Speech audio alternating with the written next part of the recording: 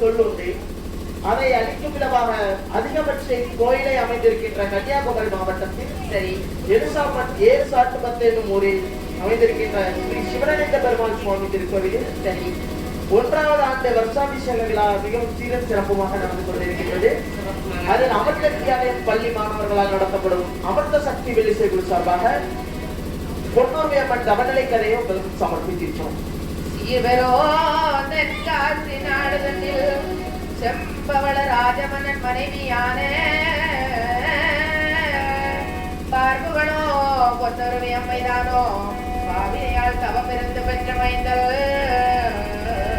பாவினையால் தவமிருந்து பெற்ற மைந்தல் சீர் புகழோ சிவனேந்திர பெருமாள் சுவாமி தானோ காசினியில் வந்த கதை தன்னை கூற ஆர்வங்களும் கணபதி இரு சரணம் காப்புதானே.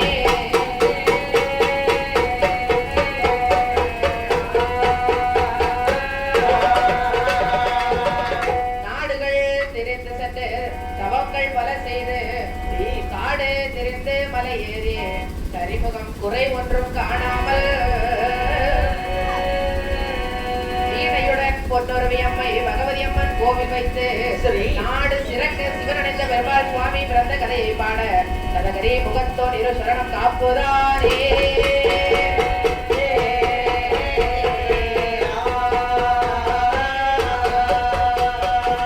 நாடே நாடரிலே நாடரிலே நாடரிலே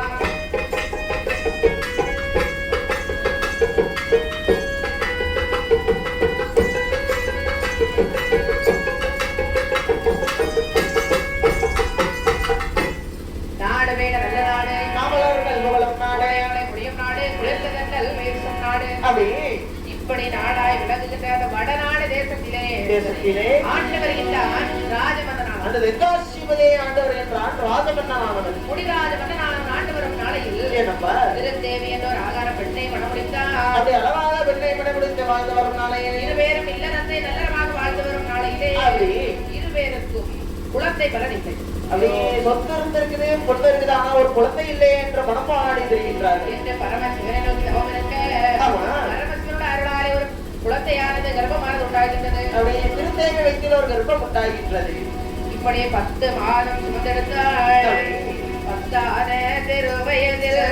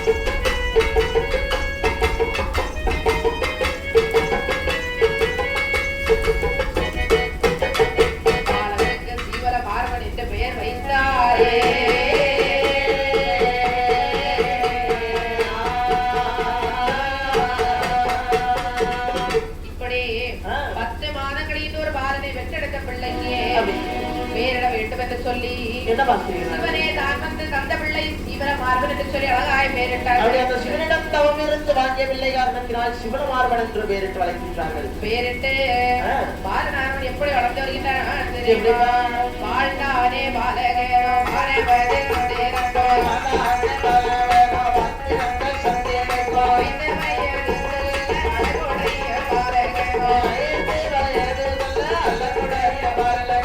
படிக்க வேண்டும் என்று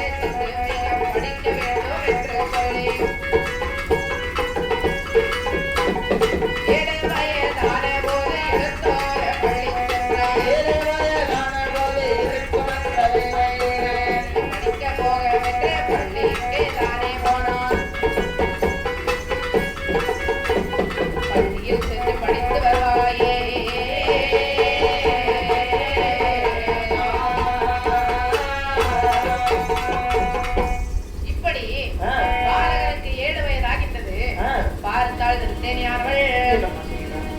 மகனை படிப்பதற்கு வைக்க வேண்டும் என்று சொல்லி பள்ளிக்கூடம் போக சொல்லி. அம்மா என்ன என்னம்மா சொன்னீங்க? பள்ளிக்கூடத்திற்கு படிக்க போக வேண்டும். அப்படி போனா படிப்பதற்கு கல்வி கற்றுக்கொண்டு வரது. ஓ அந்த பேக் எல்லாம் போட்டுட்டு போவாங்கல்ல அங்க தானே? ஆமா. நாங்க போனோம்னா எனக்கு பொருட்கள் வேணும் கேட்டுங்க. பொருட்களா? ஆமா. என்ன பொருட்கள் வேண்டும்? அந்த தோல்ல ஒண்ணு போடுவாங்க தெரியுமா? என்னது? Back. Eka? Back by by. ஓ சுருக்கு பை. சுருக்கு பை இல்ல அது பேக். சரி பேக். அது வாங்கி தரணும். பென்சில் வாங்கி தரணும். எழுதுவோம்ல எழுத்தாணி. சரி. அப்புறம் ஷார்ப்னர் செதுக்கி புத்திய தீட்டுற மாதிரி மொழியை திருட்டணும்ல. அப்புறம் எரேசர் அது நம்ம சிறுபேடம் சென்று வாங்கி வரலாம். எரேசர் வாங்கணும். அழிக்கணும்ல. அழிரப்பரா. தப்பா எழுதுனா அழிச்சு எழுதணும்ல. ஆமா ஆமா. இதெல்லாம் வாங்கி தருவியா? சரி வாங்கிதாரே, நாளையில இருந்து பள்ளிக்கூடம் போக வேண்டும். நாளைக்கு எல்லாம் போக மாட்டேன். நான் போறதுக்கு என்ன 2 நாள் ஆகும். ஆஹா, நாளையே நீ சென்று கல்வி கற்று வர வேண்டும். நான் அப்பாட்ட சொல்லி கொடுத்தேன் பாரு. சொல்லு. இப்படி பாலகனை பள்ளிக்கு அனுப்புகின்றார். சரி. பள்ளியில் சென்று படித்து வருவாய் பாலகா கண்மணியே. பாலகா கண்மணியே.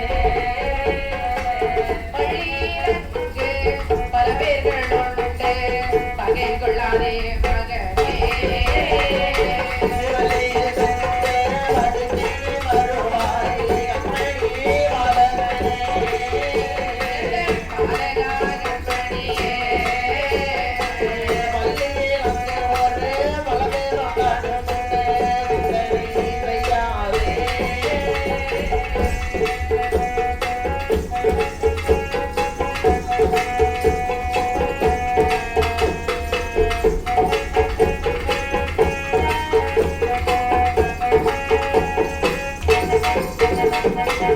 மகனே. பள்ளியில் சென்று படித்து வரும்போது உன்னை போன்ற பாலகர்கள் நிறைய பேர் இருப்பார்கள். ஆமா, ஏன்டா இருந்தாலும் என் முன்னாடி வந்து அவனை என் கூட தான் வாராங்க. அவர்கள் எல்லாரிடத்திலும் பகையை வளர்க்க கூடாது. பகை வளர்க்க கூடாதா? பகைன்னா பகை என்றால் வம்பு தும்பு சண்டை வளர்க்க கூடாது, நட்பு வளர்த்துக் கொள். சரி சரி. இப்படி பாலகனாக என்னவெல்லாம் படித்து வருகிறார் தெரியுமா? என்னவெல்லாம் படித்து வருகிறார்? கொன்றை வேந்தன் ஆட்சி துணை படித்து அப்பாலை சுவடு படித்தார்.